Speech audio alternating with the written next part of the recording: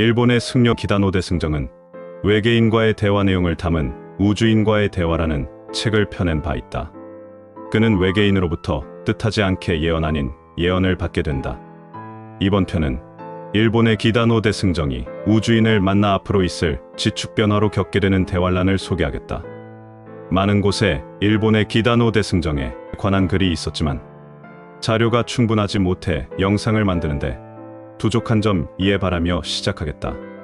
일본 불교계의 대승정에 위치해 있는 기다노 대승정은 진원종 본각사 주지였다. 기다노 대승정은 상냥하고 품격이 있었고 매우 서민적인 사람이었다. 본업이 주지였지만 유치원을 경영한 적도 있었다. 그가 히로시마 현의 선통사라는 절에서 지내고 있었을 때 일이다. 1975년 7월 22일 낮에 글쓰기 작업에 몰두했던지라 자정 무렵에는 잠에 골아 떨어진 때였다. 그렇게 깊은 잠을 자고 있는데 갑자기 어디선가 낯선 목소리가 들려왔다. 친구여, 친구여, 일어나라.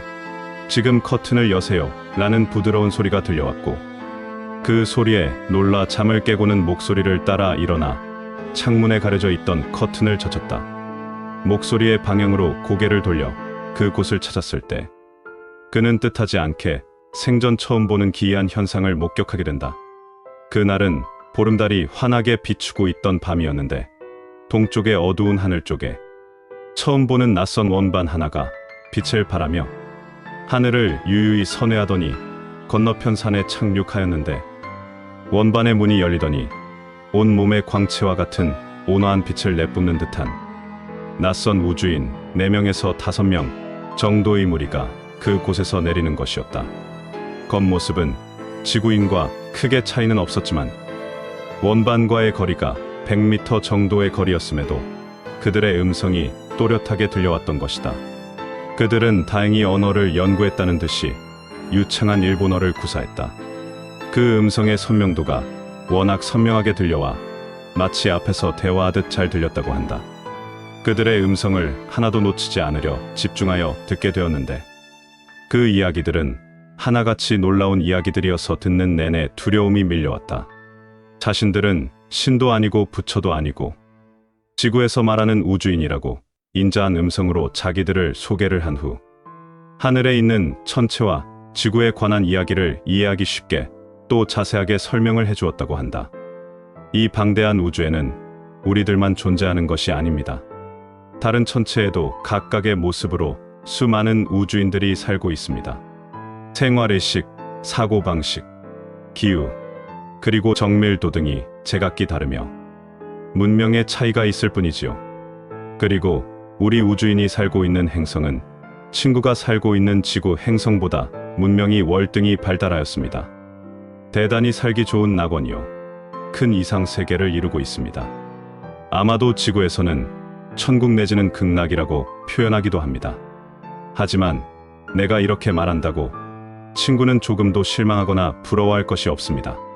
지구도 우리가 살고 있는 행성과 동등하게 된다는 사실을 알고 있고 또 그렇게 되리라 확신합니다.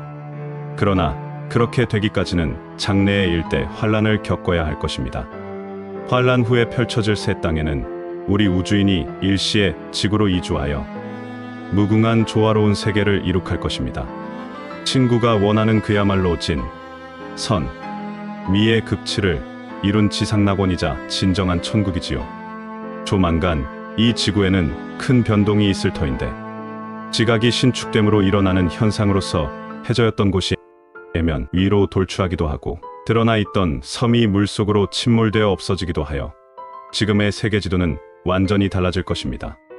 기다노 대승정은 우주인들은 이렇게 근엄하면서도 자상한 어투로 그러나 확신에 찬 듯 말해주었다고 한다. 이 예언에서는 구체적으로 일본이 적시되어 있지 않지만 섬이 물속으로 침몰되어 없어진다는 내용을 통해 어렴풋이 일본 침몰을 암시하고 있다고 해석해 볼 수 있다.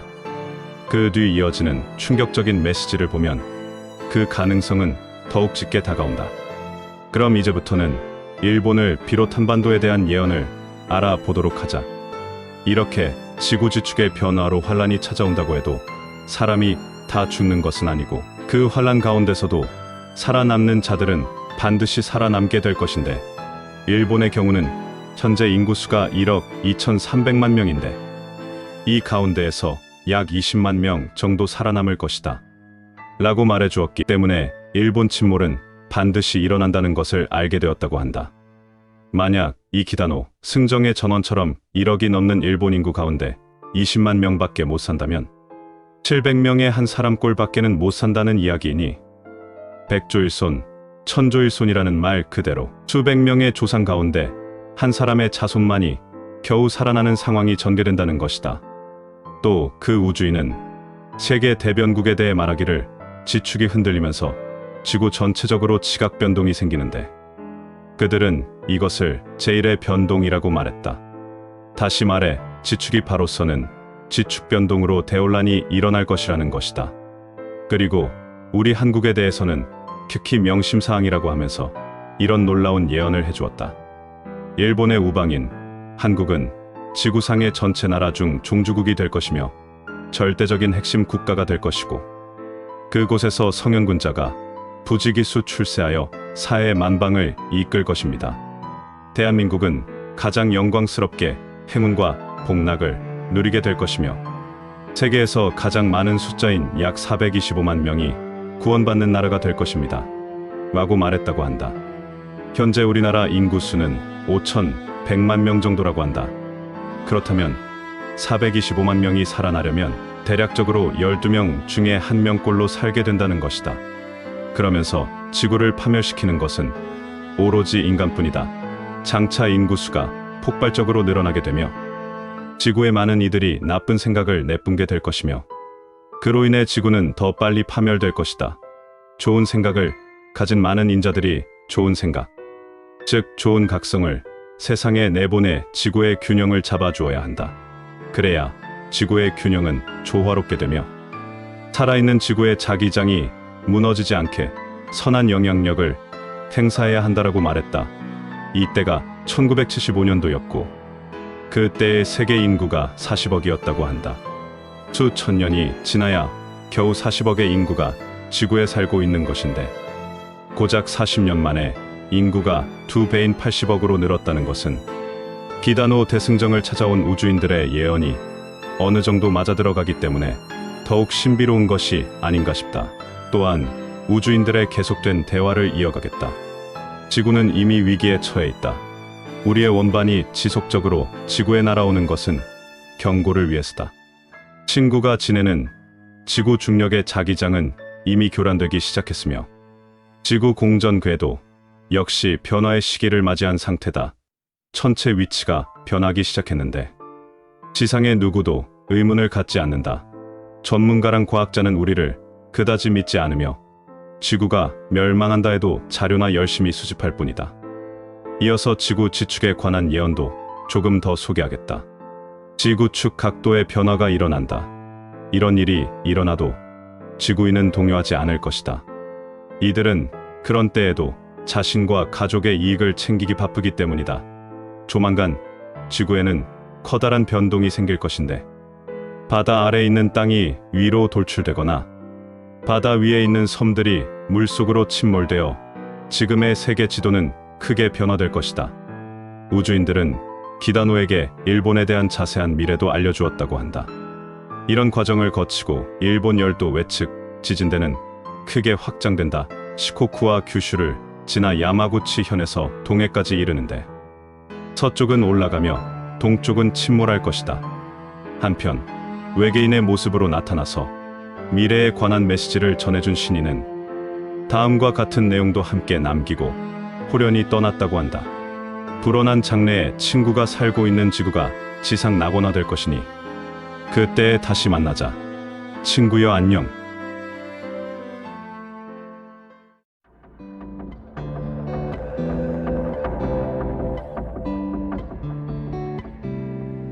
인류의 해괴한 미래를 예언했던 제철소 기술자. 1943년 7월 미국에서는 초연상 전문 잡지 어메이징 스토리스에 리차드 세이버라는 사람이 잡지에 자신의 글을 꼭 실어달라며 편집인 앞으로 기이한 편지를 보낸 일이 있었다.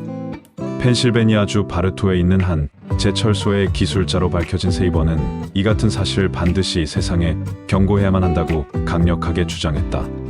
당시 편집장이 버리려고 했던 세이버의 투고는 후에 새로운 편집장이 된 레이 팔머라는 편집장이 저장하고 있다가 문장 전체를 제대로 교정한 후 1944년 1월호에 실어줘 비로소 빛을 보게 됐는데, 내용은 당시 쉽게 이해하기 힘들었다. 그래도 세상에 이런저런 많은 미스테리를 실던 잡지사였고, 대중들에게 나름 인기도 있는 스토리이기에 자신들의 잡지를 읽고 좋아할 독자들을 위해 글을 실기로 한다. 세이버가 눈에 보이지 않고 누군지도 알 수 없는 상대로부터 게시를 받은 내용이라고 주장한 기이한 글에는 다음과 같은 내용이 전해진다. 오래전 지구에는 아틀란과 타이탄이라고 불리우는 두 문명이 존재했으며 고도로 과학이 발달된 거인족들이 살았다. 처음 이 글을 접하며 바로 에드거 케이시와 로즈 몽고메리가 떠올랐다. 두 예언가 역시 아틀란티스가 떠오를 것이라고 예언을 했기 때문이다. 1944년 1월호에 실어줘 비로소 빛을 보게 됐는데, 그 전까지는 그저 전설로만 여겨지던 아틀란티스가 실제 존재할 수도 있겠구나라고 생각하게 되었던 예언들이기 때문이다. 그런데 오래전 1944년 어메이징 스토리스에 실린 세이버의 글에서도 똑같이 아틀란티스가 나오기 때문에 그동안 전설로만 믿었던 아틀란티스가 실제 존재했었나 라는 강한 믿음으로 변한 듯하다. 아무튼 다시 세이버의 경고성 예언을 이어가겠다.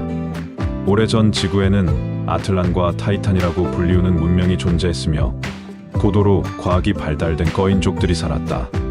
과거 어느 시대에는 인류들이 신으로 섬겨왔던 이 거인종족은 지구의 거대한 도시들을 건설하는 과정에서 거대한 건축물을 만들고 그들에게 필요한 광물질을 채취하는데 노동력으로 사용할 노예들로 오늘날의 인간 같은 소인족을 창조했으나, 거인족들이 지구의 다른 생명체들을 멸시하고 멋대로 방종하며 사는 것을 못마땅하게 여긴 거인족의 창조신이 태양 방사능으로 그들과 그들이 창조한 소인 노예들의 살갗에 치명적인 해를 입혀 이들을 모두 파멸시키게 했다. 당시 아틀란과 타이탄 거인 종족이 자신들을 창조하고 우주까지 창조한 신들인 것으로 알고 섬겨온 소인들은 태양 방사능의 피해를 입자 거인들이 자신들의 신이 아니라며 섬기고 순종하기를 거부했다고 한다. 하지만 거인족들이 자신들을 버리고 땅속으로 숨어 들어가는 바람에 그대로 태양 방사능에 노출된 소인들은 몰골이 흉측하게 변하고 살갗이 검고 빨갛게 변하며 고통스러워하다 전멸하기 바로 전 남아있는 소인들을 모아 거인족을 따라 땅속으로 들어가 함께 살기 시작했다. 그러나 1만 2천년 전쯤 거인족들이 훌쩍 지구를 떠나자 그들이 남겨놓은 모든 과학 문명과 선진 기술들을 넘겨받은 대로라고 불린 소인들은 자신들만의 문명국을 지구 내부에 계속 건설했고, 그들은 타이탄의 유전공학 기술을 이용해 자신들보다 태양 방사능에 잘 견딜 수 있는 오늘날의 인간을 창조하고 인간들을 여러 인종들로 변형시켜 그들을 지상에 번식시키며 누가 태양열에 가장 잘 견딜 수 있나 실험하기 시작했다.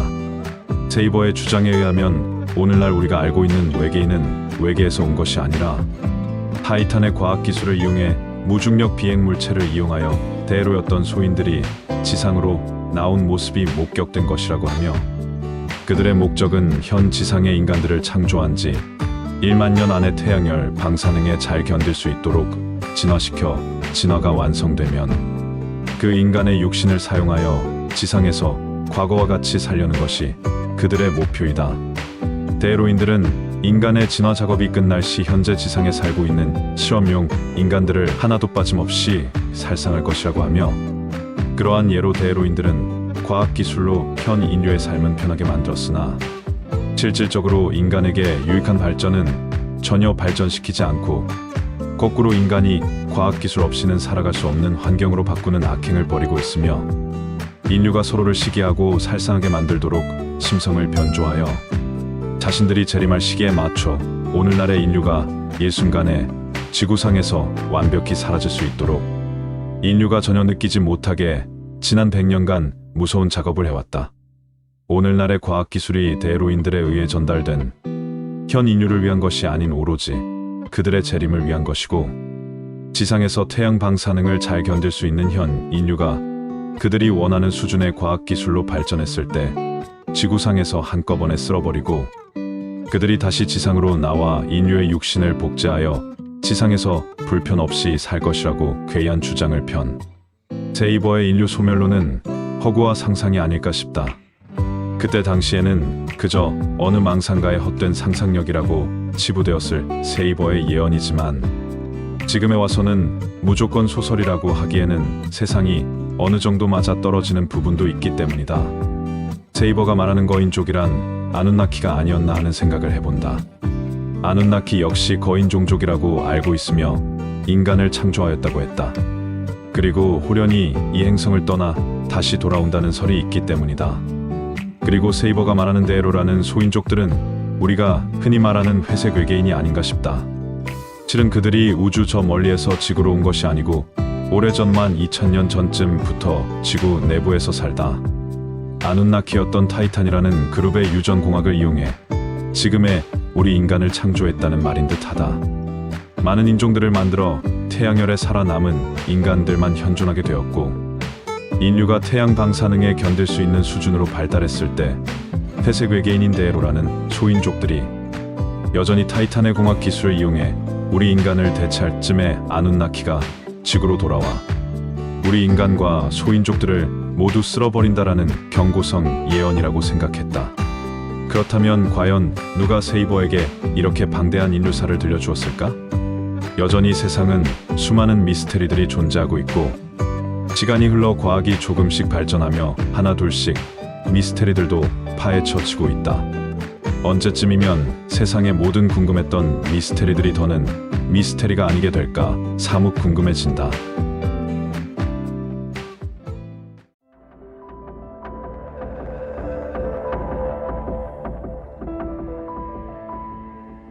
지구 지축의 변화를 예언하는 예언자들은 셀 수 없이 많다. 쉽게 말해 지구가 비스듬하게 서 있는데 지축의 변화로 반듯하게 서게 된다는 예언들이다. 아주 조금의 각도일 뿐인데 라고 생각할 수도 있겠으나 그 조금의 각도가 전 세계에 미치는 영향은 어마어마하다고 한다. 그래서 이번 편은 수많은 예언자들이 한결같이 말하는 지축 정립에 대하여 대표적인 예언가들의 예언 3가지를 준비하여 소개하도록 하겠다. 첫 번째, 에드가 케이시.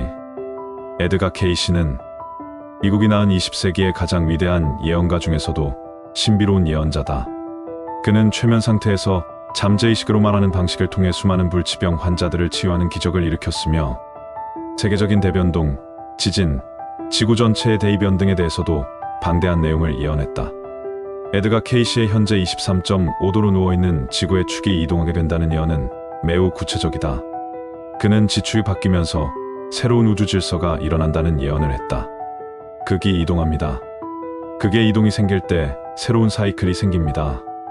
이는 곧 재조정의 시기가 시작되는 것입니다. 라고 예언했는데 극이 이동하면서 새로운 사이클이 생긴다고 했다. 새로운 사이클이란 시간의 사이클을 의미하는 것으로 시간의 사이클이 재조정이 된다는 예언을 하고 있다. 참고로 지축이 바뀌면서 지금의 365일의 1년 시간 주기가 360일로 바뀌게 된다고 정역에도 나와 있다. 극이 이동하는 충격으로 인한 지각 변동으로 지구상에 일어나는 재해에 대해 이렇게 예언했다. 일본의 대부분은 바닷속으로 침몰하지 않을 수 없습니다.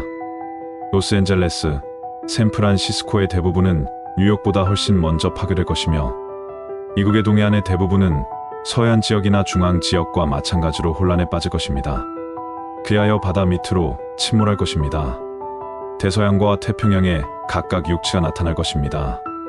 그리고 많은 나라에서 현재 해안선으로 되어 있는 대부분의 지역이 해저가 될 것입니다. 등등.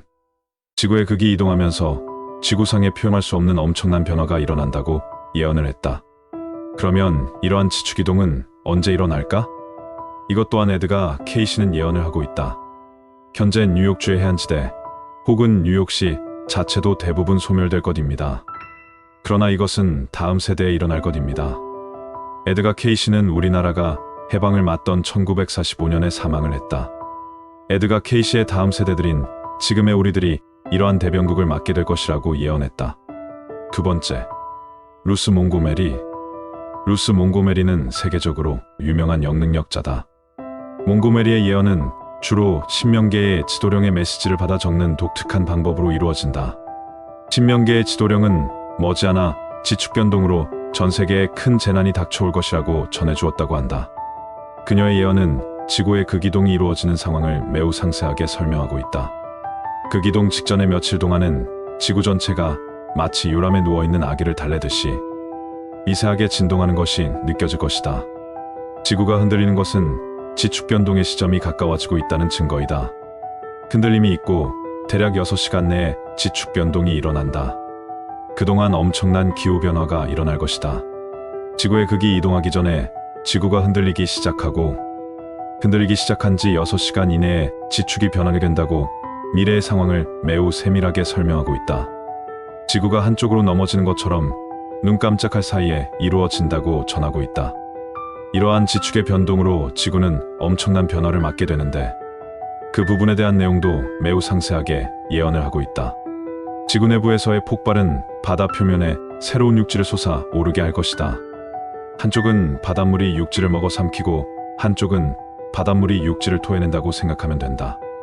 지축의 변화로 인해 새로운 육지가 솟아오르고 이전에 있던 육지는 바닷속으로 침몰한다고 한다. 더욱 구체적으로 내용을 알아보도록 하자. 육지는 물밑으로 사라져 버릴 것이다. 플로리다 지역은 대부분이 가라앉아 섬지대로 바뀔 것이다. 캘리포니아 일대가 격렬한 파도 속으로 사라져 버릴 것이다. 루스 몽고메리는 자국인 미국의 운명을 에드거 케이시와 비슷하게 매우 비극적으로 설명했다. 미대륙의 많은 부분이 바닷속으로 가라앉게 되는데 그렇다면 미국을 벗어나 전 세계적인 변화를 알아보자. 아틀란티스 대륙이 다시 떠오르게 된다. 미국 동부와 서부, 영국과 남아시아 그리고 유럽의 전 지역이 아틀란티스 대륙에 융기로 물이 범람하게 되고 레무리아 대륙의 일부가 태평양에서 솟아오르게 된다. 아틀란티스에 관한 예언은 에드거 케이시도 똑같이 했는데 정말 실제로 아틀란티스가 존재하긴 했었나 보다. 조금 더 그녀의 예언을 들여다보도록 하겠다. 영국은 바다 밑으로 사라질 것이며 네덜란드와 인근 해안 지역도 사라질 것이다. 전설의 아틀란티스 대륙과 레무리아 대륙이 다시 떠오르면서 전 세계적으로 쓰나미의 일의 영향으로 큰 피해를 받게 된다고 한다. 그리고 유럽의 상당 부분이 바닷속으로 사라져 버리게 된다고 한다. 루스 몽고메리는 극이동이 지난 후에 전 세계에서 살아남는 인류의 생존자 수를 이렇게 말하고 있다. 지구상에서 살아남을 사람의 숫자는 1만 명에 1명을 더하여 1만을 곱한 것이다. 10,000명에 만을 곱한 수라 하였는데 계산하면 1억 1만 명이 된다. 지금의 80억 인류에 비하면 많아야 1.5%의 인류만 살아남을 수가 있다는 예언이다. 세 번째, 고든 마이클 스칼리온. 고든 마이클 스칼리온은 지축 변동 후의 전 세계 미래 지도를 예시로 그려서 공개해 매우 큰 화제를 불러 일으킨 예언가다. 스칼리온은 오늘의 이 세계는 본질적으로 천재지변에 관계된 새로운 종류의 환경적 파국들이 끊임없이 생겨나고 있는 재난지대로 변화되고 있다고 전지구적 지각변동에 대해 경고를 하고 있다. 스칼리온은 미국인으로 자국에 대한 예언을 많이 하고 있는데 캘리포니아 지역에 강도 10에서 15의 초강진이 발생할 것이다. 그 결과 캘리포니아 해안 지역 대부분이 물에 잠기게 되며 기존의 육지가 섬들로 변하게 될 것이다. 북미 지각판이 격렬히 위로 솟아오르면서 캘리포니아의 대부분이 바다에 가라앉게 된다. 자신의 나라인 미국의 캘리포니아가 대부분이 바다에 잠기게 된다고 한다. 그렇다면 전 세계적으로 지각 변동에 대한 예언은 어떻게 하고 있을지 알아보자. 남미 지역 예언. 베네수엘라와 콜롬비아 그리고 브라질은 물에 많이 잠길 것이다. 아마존강 유역은 거대한 내륙섬이 될 것이며 페루와 볼리비아도 물에 잠길 것이다. 아르헨티나의 중앙 대부분이 내내 하이가 될 것이다. 유럽 지역 예언. 유럽은 가장 빠르고 심각한 지구의 변화를 겪게 될 것이다. 북유럽의 대부분은 바닷속으로 가라앉을 것이다. 노르웨이와 핀란드 그리고 덴마크는 수백 개의 작은 섬들만을 남긴 채 물에 잠길 것이다. 스코틀랜드에서 영국 해협까지 영국의 대부분은 바닷속으로 가라앉을 것이다. 가장 큰 피해를 받는 지역 중에 한 곳이 유럽 지역임을 예언하고 있다. 아시아 지역 예언. 필리핀에서 일본까지 쿠릴섬과 사칼린 섬을 포함 모두 물에 잠길 것이다. 일본은 물에 잠겨서 몇 개의 작은 섬만 남을 것이다. 중국의 해안 지역 수백 마일도 물에 잠길 것이다. 인도네시아도 무너지지만 약간의 섬은 남아있을 것이며 새로운 대륙이 생길 것이다. 아시아는 이 변화를 통해서 상당 부분의 땅을 잃을 것이며 반면에 신대륙도 생겨날 것이다. 아시아 지역은 일본을 중심으로 필리핀, 사할린 등의 지역들이 가라앉는 반면 신대륙이 생겨날 것이라는 희망적인 예언도 하고 있다. 그러면 스칼리오는 이러한 대변혁이 언제쯤 일어날 것이라고 예언을 하고 있을까? 먼저 미국의 캘리포니아가 무너져 내리고 일본이 가라앉게 될 것이다. 이 변화는 도미노 현상과 같이 한번 시작되어 여러 곳으로 계속 뻗어나간다. 그러나 모든 사건들이 일어나는 정확한 시간은 알지 못한다. 예언자로서의 경험으로 비추어 볼 때 미래의 사건들을 정확히 어느 시간대에 일어난다고 이야기하는 것은 무척 어렵다. 내가 예언했던 바로 그 시간대에 발생하지 않은 사건들은 예언한 시간대보다 빨리 혹은 늦게 일어나는 등 결국에는 모두 발생했다. 칼리온을 비롯한 많은 예언자들의 예언이 정확한 날짜까지 예언하였다고 해도 경우의 수에 따라 약간의 오차는 생긴다고 이야기하고 있다. 우리 사람도 살짝 비스듬하게 서 있다 바른 자세로 고쳐 앉을 때에는 아주 짧은 시간이지만 살짝 고통이 따른다. 그것은 그동안 자세를 반듯하게 서 있지 못하고 구부정하게 있었던 탓이다. 옆구리가 결린다든지 허리가 으스러지게 아프다든지 하는 잠깐의 고통이 따르듯 삐딱하게 서 있던 지구가 바른 자세로 서 있게 되면 우리 인간이 느끼는 잠깐의 고통처럼 지구도 수많은 예언자들이 말하는 고통이 잠깐 나타나는 현상이 당연한 것이 아닐까 싶다.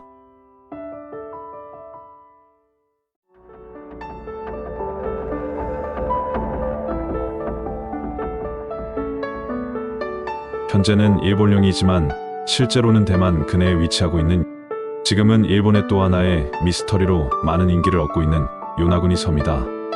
일본에서도 가장 서쪽에 있는 섬인데 이 섬 이름은 요나구니로 일본인 다이버 아라타케 키아치로가 고래상어와 만타가오리를 구경하기 위해 요나구니 섬의 바다 속 100m 수심에서 이상한 것을 발견을 하는데 마치 거대 유적지처럼 보여 가까이에 가서 살펴보게 된다.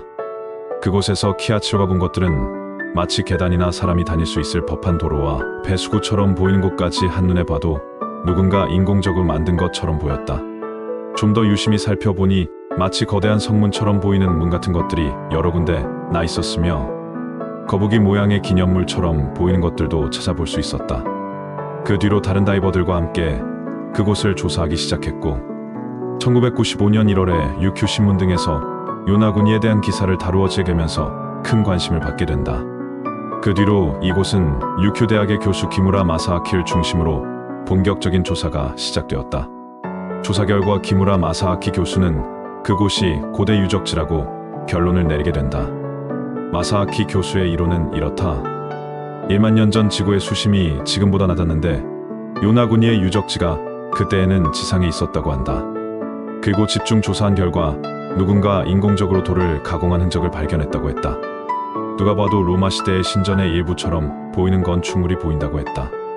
결국 다이버 아라타케 키아치로가 본 것처럼 마사아키 교수 또한 계단이나 도로와 배수구, 더 나아가 목욕탕까지 발견되었다고 발표했다. 그러면서 마사아키 교수는 아틀란티스나 유대륙과 관련이 있을지도 모른다며 고대 문명설을 주장했다. 이것이 자연물이 아닌 인공물인 증거로 요나구니의 인공물의 앞부분이 자연적인 조수로 인해 만들어졌다면 울퉁불퉁해야 함에도 자로 잰 듯 너무나도 정교하고 깔끔하게 형성되어 있다고 자료를 내보이며 주장했다.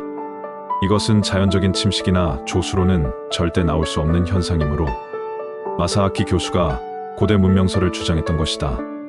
마사아키 교수가 고대 문명설을 주장하게 된 또 다른 결정적 이유가 바로 그곳에서 카이다 문자라는 독특한 상형 문자가 그려진 유물이 발견되었기 때문이다.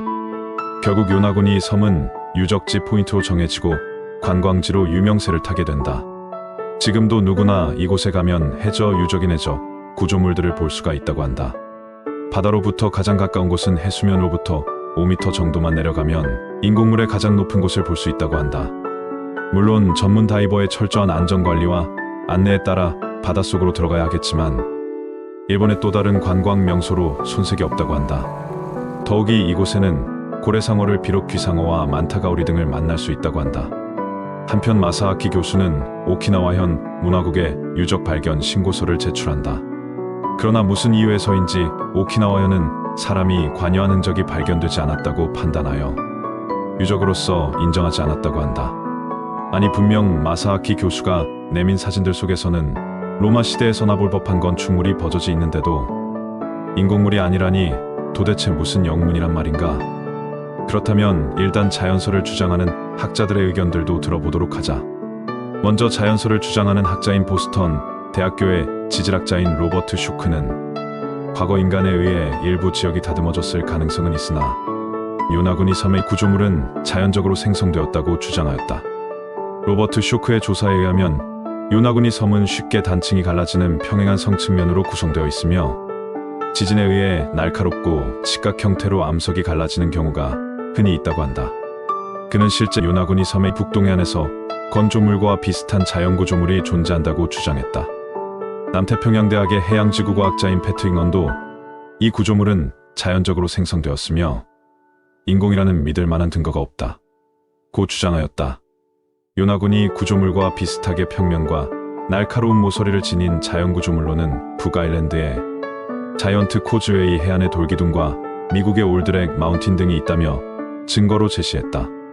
또한 자연서를 옹호하는 학자들의 또 다른 의견으로는 요나구니 자체가 지층과 한 덩어리로 연결되어 있기 때문에 그 시대에서는 절대 할 수 없는 초고도의 기술이라는 점을 들었다.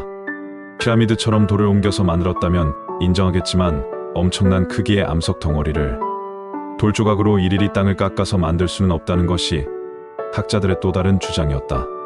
스핑크스도 거대 암석 하나를 깎아서 만든 유적이긴 하지만 스핑크스를 만들 당시에는 인류가 청동기 시대에 접어든 이후이기에 돌이 아닌 청동기로 돌을 깎는 기술이 있었을 것이라는 것이다. 그리고 만일 정말 사람이 돌로 거대 바위를 일일이 깎아서 만들었다고 가정한다면 2,000명도 채 되지 않는 요나구니 섬의 인구로는 절대 할 수 없다고 한다. 그나마 가장 유력한 가설 중 하나라고 한다면 요나구니 섬의 옛날 고대 채석장이었을 가능성에 무게가 실리고 있다고 한다. 어쨌거나 요나구니 섬의 진실에 대하여 아직까지도 정확하게 나온 해답은 없다. 그럼에도 요나구니 섬의 구조물은 사람이 만들었든 자연이 만들었든 매우 특이하고 대단한 구조물이라는 것은 틀림없는 사실일 것이다. 유대륙 괴물이야 아틀란티스 등 다양한 잃어버린 세계들을 떠올리게 하는 와중에 조빙하기가 끝나가던 1만 년 하고도 수천 년쯤 태평양 연안에는 말레이시아, 인도네시아, 필리핀 그리고 일본까지 포함하는 평탄한 대륙인 순다랜드가 존재했었다는 것을 잊으면 안 된다. 순다랜드는 남태평양엔 오스트레일리아, 태즈메이니아, 뉴기니가 합쳐진 거대한 대륙이다. 당시엔 두께 2km의 빙하가 물을 가둬둔 탓에 수면이 현재보다 150m에서 200m 낮았고 그 결과 한국, 중국, 일본을 포함한 위 영역들이 다 한 덩어리의 땅으로 연결되어 있었다. 그렇다면 저 요나구니 지역도 그 시대에는 마른 땅이고 당시 누가 어느 인종이 살았었는지는 모르겠지만 그곳에 살던 사람들이 만든 구조물이 될 수도 있다. 무조건 아니라고 단정지을 필요는 없다. 역사는 늘 열려 있어야 하고 그곳으로 누구나 드나들며 가설을 던져놓고 갈 수 있어야 한다. 그렇게 함으로 열린 사고로 함께 연구하고 발견하며 밝혀내는 것이 역사라고 생각한다. 어쨌거나 인공구조물설 중엔 채석장애만 주장에 가장 힘이 실리는 듯하다. 서양학자들이 말하는 자연적으로 네모 반듯하게 깎이는 주상절리하고는 결이 다르지 않는가. 일본 학계에서는 이 유적이 인공적으로 만들어졌다는 주장과 서양 쪽 학자들은 자연물이라는 주장이 팽팽한 상태로 유지되고 있다. 그럼에도 불구하고 현재까지 이 유적에 대한 많은 사람들의 관심이 높다.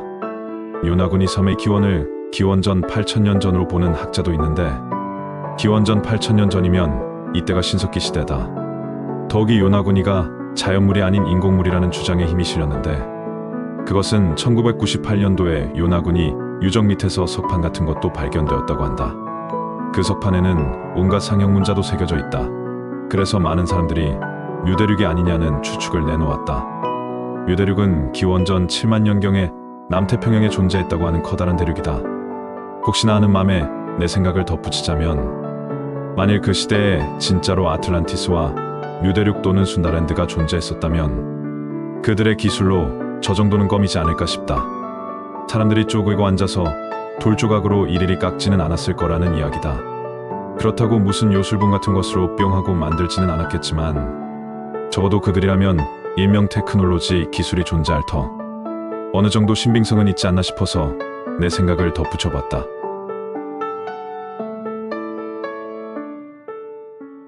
이 이야기는 실제로 2003년 5월 30일 칸첸 중가 해발 7,200m에서 마저리가 예티의 발자국을 발견하면서 직접 경험했던 이야기입니다. 세상에는 참으로 다양한 종의 동식물들이 살아가고 있지만 아직은 인간만이 유일한 영장류로 존재하고 있습니다. 하지만 발견되지 않았을 뿐 어쩌면 우리 주위에서 그들은 모습을 드러내지 않은 채 살아가고 있을지도 모르겠습니다. 그들도 아는 것일까요? 세상에 존재하는 생물체 중에서 인간이 제일 무섭다는 것을요. 자, 그럼 예티의 흔적을 찾아 시작해보겠습니다. 2003년 런던 동물학회의 준회원이었던 마조리 에반스는 히말라야 산맥을 오르며 점차 자신의 발이 얼어가고 있다는 사실을 깨달았습니다. 그녀는 속눈썹마저 얼어붙는 강한 추위 속에서 자신이 왜 산을 오르는지에 대한 이유를 잊지 않으려 노력했습니다. 강한 추위에 정신이 몽롱해지고 저체온증으로 아득해지는 정신을 붙잡고 눈보라로 뒤덮인 시야를 뚫어가며 앞을 향해 전진하던 그 순간 무엇인가를 발견한 그녀는 퍼뜩 정신을 차렸습니다. 눈밭 위에는 사람의 맨발보다 몇 배가 되는 크기의 발자국이 일렬로 길다랗게 끝도 없이 이어지고 있었습니다. 마조리 에반스는 그 발자국을 보는 순간 직감적으로 이것은 보통 발걸음이 아니라는 것을 인지했습니다. 그것은 어쩌면 그토록 기대하며 고대하던 예티의 증거를 찾았을지도 모른다는 희망을 품기에 충분했으니까요. 정통적으로 동물학자들의 시각에서 볼 때 호모사피엔스는 무척이나 신비로운 존재입니다. 인간만이 유일하게 현재 생존하고 있는 사람과에 속하는 종이기 때문에 더더욱 그들은 우리 인간에게 있어 신비로운 존재인 것입니다. 불과 40만 년에서 50만 년 전까지는 빅풋이나 예티 같은 생명체가 인간을 대신해 지구를 지배하며 생존했던 것으로 널리 인정되고 있으므로 이들의 후손이 현존하고 있을 가능성은 자연 법칙에 따르면 상당히 높게 나타납니다. 예티와 빅풋에 대한 기록들에 따르면 이들이 전통적인 유인원들과 상당히 비슷한 모습임을 알 수 있습니다. 중국의 예렌이나 파키스탄의 바루마누 역시 마찬가지로 흔히 우리가 알고 있는 유인원의 모습인 것으로 알려져 있죠. 이들에 대한 가장 타당성 있는 설명은 그 조상이 선사시대에 살았던 토피테쿠스라는 설입니다. 중앙아시아에 살았던 토피테쿠스는 약 30만 년 전에 멸종한 것으로 추정되고 있습니다. 하지만 이들 중 소수가 여전히 생존해 있을 것이라고 생각하는 사람들이 있었습니다. 런던의 동물학회인 CSL은 오래전부터 예티의 증거를 수집하고 있었습니다. 1951년 산악인 에릭 쉽튼이 탐험에서 돌아왔을 때 그는 놀라운 사진 한 장을 세간에 공개했습니다. 그것은 바로 멜룽체 동남서쪽에서 발견한 발자국 사진이었죠. 해부학적으로 도저히 사람의 것으로 볼 수 없었습니다. 마조리가 칸첸 중가에 해발 6,300m 발견한 발자국도 꼭 그 사진과 닮은 모습이었습니다. 발자국은 산의 위쪽으로 일렬로 이어지다가 깎아지르는 듯한 암벽에서 멈췄습니다. 마조리는 그 순간 숨을 깊게 몰아 쉬며 절벽 아래를 내려다보았지만 예티의 흔적은 보이지 않는 듯 했습니다. CSL 동물학회의 특성 때문에 오랜 시간 동안 예티의 조사에서 이렇다 할 자료를 구하지 못해 난항을 겪고 있던 중이었습니다. 예티는 중앙아시아의 산악지대에 분포하는 것으로 알려져 있는데 동물학자 중 에베레스트 등반이 가능한 사람이 거의 없었기 때문에 직접 산을 등반해서 그 증거를 찾을 수 없었기에 따라서 예티에 대한 조사는 철저히 간접적인 증거를 분석하는 방식으로 이루어질 수밖에 없었습니다. 이 때문에 학회 내부의 보수적인 인사들은 예티의 발견 가능성을 무척이나 낮게 평가하고 있었습니다. 그러나 이러한 상황을 가속화했던 사건이 1960년에 일어났습니다. 에베레스트를 정복한 전설적인 산악인 에드먼드 힐러리 경이 당시 탐험에서 가져왔던 모자가 문제가 되었던 것이죠. 힐러리 경은 그 모자를 티베트의 한 고승에게 전해받았다고 밝혔는데 예티의 가죽으로 만들어진 것이라고 주장했기 때문입니다. 하지만 학회에서 이를 면밀히 조사한 결과 그 지역에 서식하는 염소의 가죽으로 만들어졌음이 드러나 큰 실망감을 주었죠. 아무래도 고승이 주었다 하여 믿을만 하다는 생각이 컸던 탓에 실망감도 이루 말할 수 없이 컸던 것입니다. 문제는 이와 같은 허무맹랑한 사건이 연달아 벌어지자 급기야 CSL은 예티에 대한 연구를 중단하기로 결정하였습니다. 그러나 다행히도 CSL에서 예티에 대해 관심을 다시 기울이기 시작했던 것은 90년대에 들어 학회의 방침이 변화했기 때문이었습니다. 이는 전지구상에 더 이상 새롭게 발견될 포유류가 극히 희박해졌기 때문에 예티를 찾게 된다면 엄청난 센세이션을 일으킬 수 있다는 점에서 다시 탐험은 시작하게 되었습니다. CSL은 관심을 극지와 심해로 대상을 넓히는 과정에서 전문 탐험가들이 많이 필요하다고 판단했으므로 이 과정에서 다양한 탐험가들을 학회의 중요원으로 받아들게 되었습니다. 마저리 에반스 역시 그 과정에서 선발된 전문 산악인이었습니다. 오래전부터 신비한 동물들에 대해 관심이 많았던 그녀는 평소 예티의 존재에 대해서도 상당히 깊은 관심을 갖고 있었습니다. 그녀는 철저한 조사를 거쳐 예티가 서식할 만한 거주지를 학회와 오랜 시간 토론했습니다. 최종적으로 그녀는 칸첸 중가 중심지를 예티의 서식지로 지목하게 되었습니다. 칸첸 중가가 조사지로 선택된 것은 1921년 하워드 베리 중령의 보고서 때문이었습니다. 당시 영국 육군의 중령이었던 그는 에베레스트 지역을 탐험하는데 그를 안내하던 세르파들은 평평한 설원을 가로지르는 세 개의 생물을 가리켰습니다. 그 생명체는 멀리서 얼핏 보기에도 거대했고 마치 인간과 닮아 보였습니다. 그는 군의 상부에 이 목격담을 보고했고 이는 신문으로 보도되어 큰 관심을 끌었죠. 이유는 무엇보다도 중령이었기에 믿을만한 목격담으로 간주되었습니다.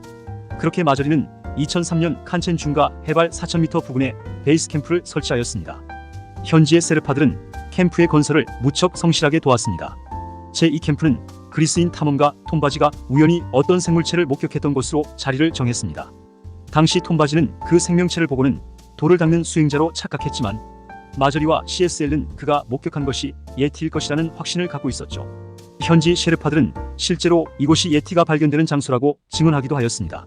계곡과 계곡 사이를 뛰어다니는 이 생명체는 지상에서 해발 4,000m에서 5,000m까지 오르는데 불과 몇 시간밖에 걸리지 않는다고 세르파들은 말했습니다. 그들은 세르파들 가운데 예티를 목격한 적 없는 사람은 없다고 단언했고 그러한 이유로 마저리는 점점 큰 기대감에 부풀기 시작했습니다. 마저리가 예티의 발자국을 발견한 것은 수색 후 약 일주일이 지난 후였습니다. 캠프의 상황이 극도로 열악해져 가고 있는 상황이었으며 식량과 연료가 줄어드는 것이 눈에 띄게 표가 날 즈음이었습니다. 아무런 단서를 찾지 못해 전전긍긍하고 있던 마저리와 동료들은 베이스 캠프로의 귀환을 며칠째 미뤄둔 상황이었습니다. 그런 상황에서 발견한 예티 발자국은 어마어마한 의미를 갖는 것이었습니다.